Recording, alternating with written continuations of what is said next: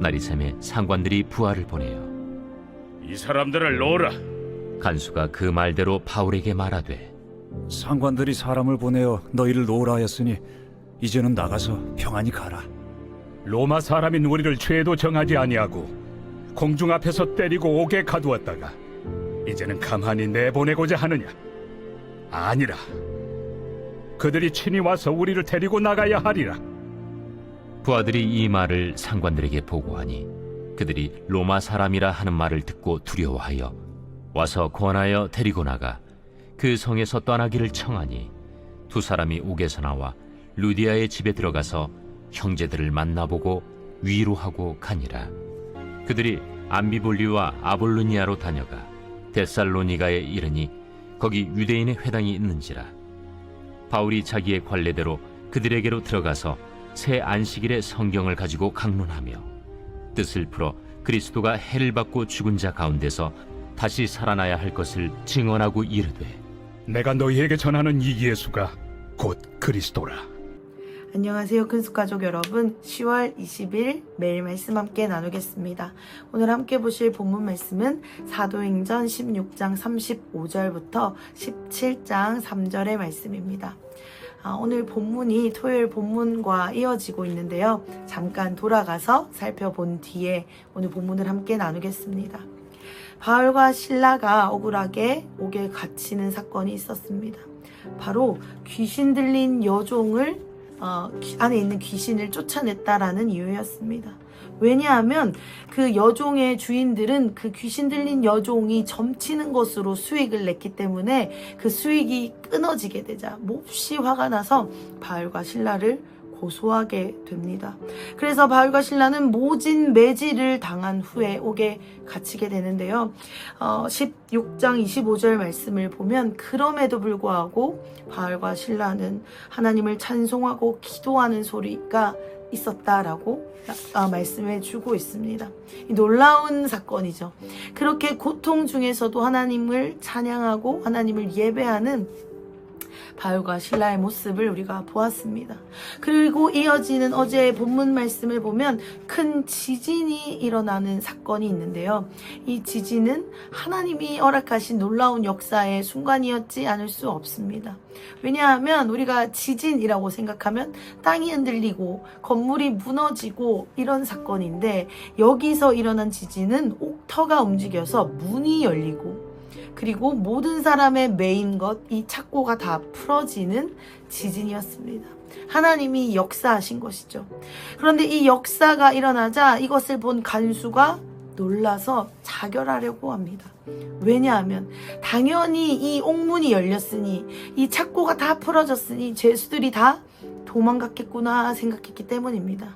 이 죄수가 도망가게 되면 이것을 관리하지 못한 간수는 어떤 이 취급을 받겠습니까? 큰 일이 일어나겠죠. 그래서 스스로 차라리 죽는 게 낫겠다 자결하려고 하는데 그때 바울이 크게 소리 질러 말합니다. 내 몸을 상하게 하지 말라. 우리가 여기 있다라고 하죠. 그러자 간수가 어떻게 반응합니까? 그 앞에 엎드리며 선생님 제가 어떻게 해야 구원을 받을 수 있겠습니까? 라고 합니다.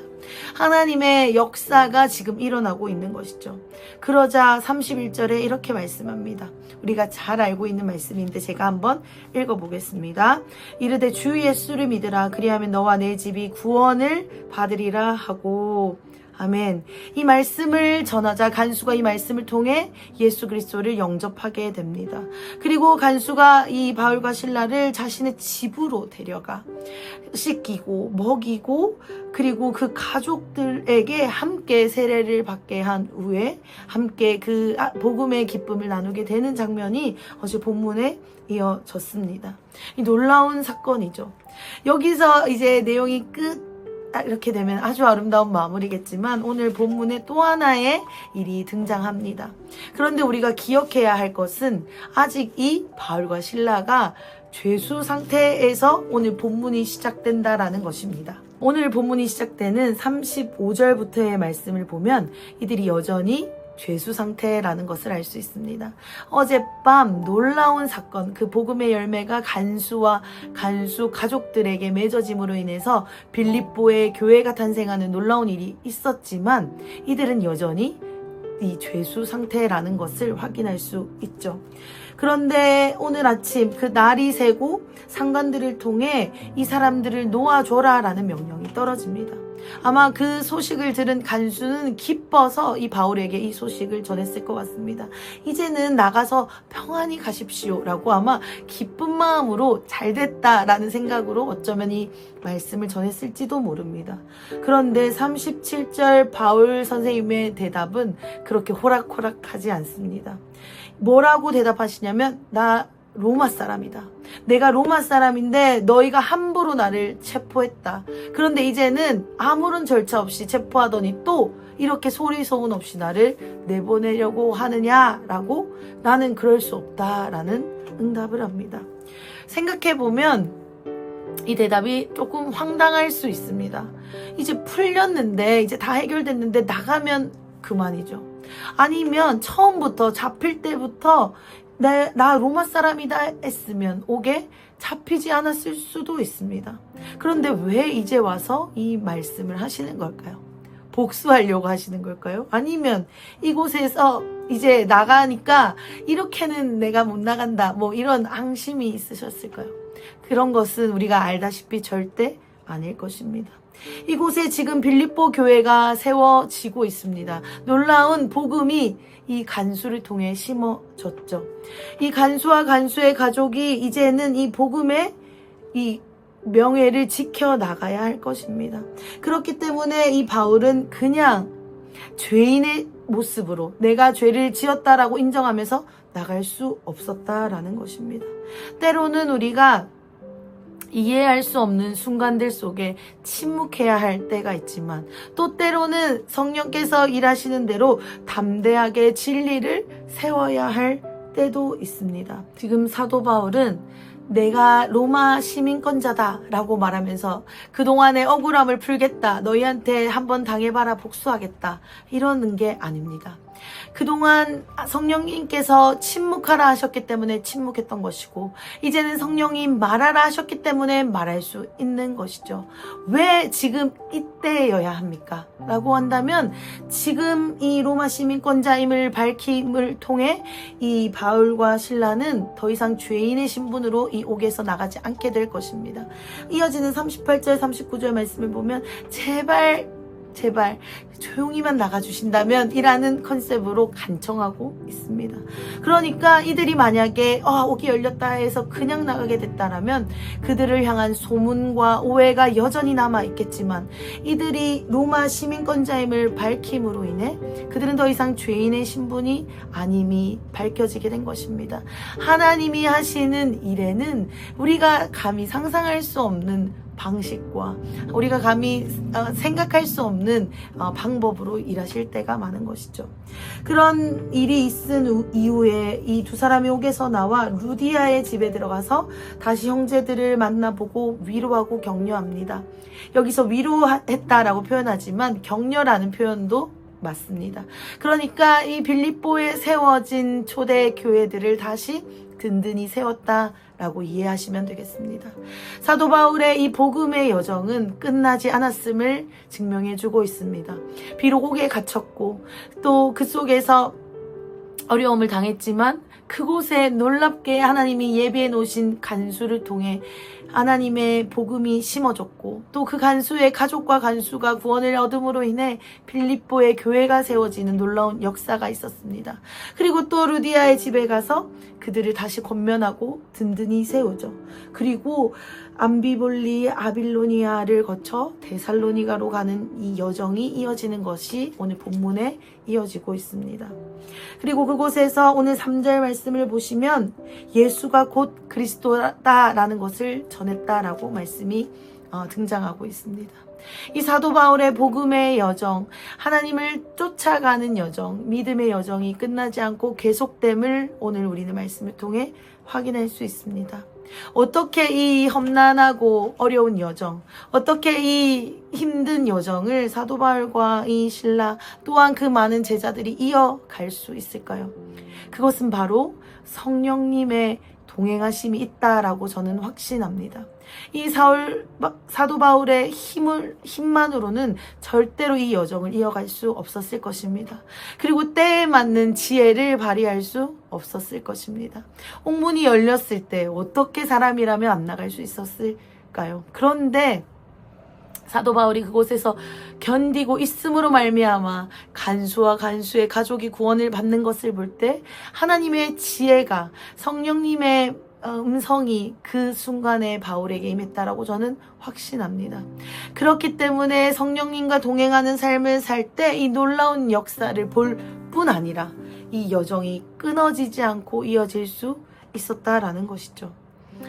사랑하는 큰숙가족 여러분, 오늘 동일하게도 우리에게 이 말씀이 적용된다 믿습니다.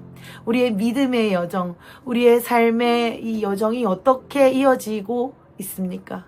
바로 성령님이 우리와 함께 하시기 때문입니다. 때로는 힘들고, 때로는 억울하고, 때로는 답답한 순간에도, 정말 기쁘고 한이의 순간에도, 복음의 열매가 맺어지는 순간, 그 모든 순간에 성령님이 우리와 함께 하셨기 때문에 우리는 오늘이 있을 수 있습니다.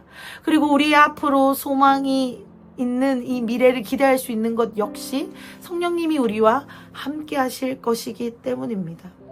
사랑하는 큰숙가족 여러분, 이 성령의 음성을 따르는 삶, 듣는 삶, 우리가 날마다 살아가기를 간절히 축복드립니다. 때로는 열린 옥에서 멈춰서야 하는 음성일 수도 있습니다. 또 때로는 내가 로마 시민권자임을 당당하게 밝혀야 되는 순간일 수도 있습니다. 또 때로는 모진 매를 맞고 힘들지만 한 걸음 한 걸음 또 그 다음 여정을 향해 걸어가야 하는 순간일 수도 있습니다. 이 모든 순간들 가운데 성령님이 함께 하시면 저는 할 수 있다라고 믿습니다. 성령이 주시는 기쁨, 성령이 주시는 평안, 성령이 주시는 담대함으로 걸어갈 수 있을 거라 믿습니다.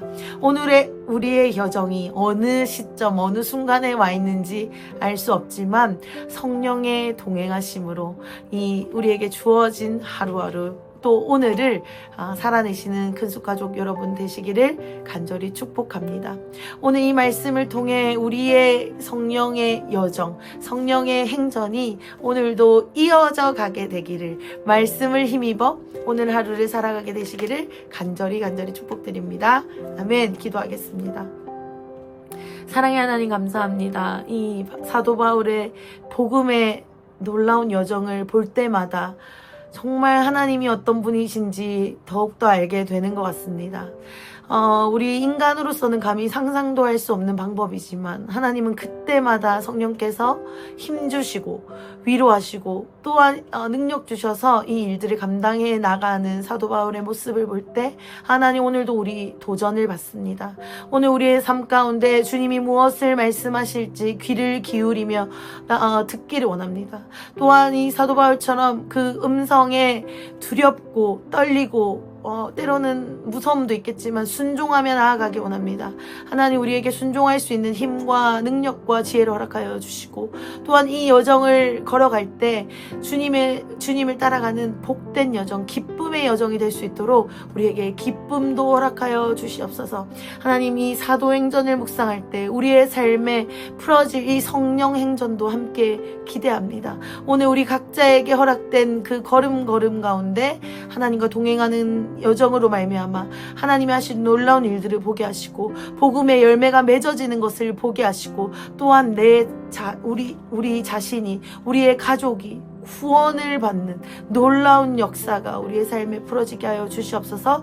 그렇게 하실 주님을 찬양하고 기대합니다. 예수님의 이름으로 기도드렸습니다. 아멘.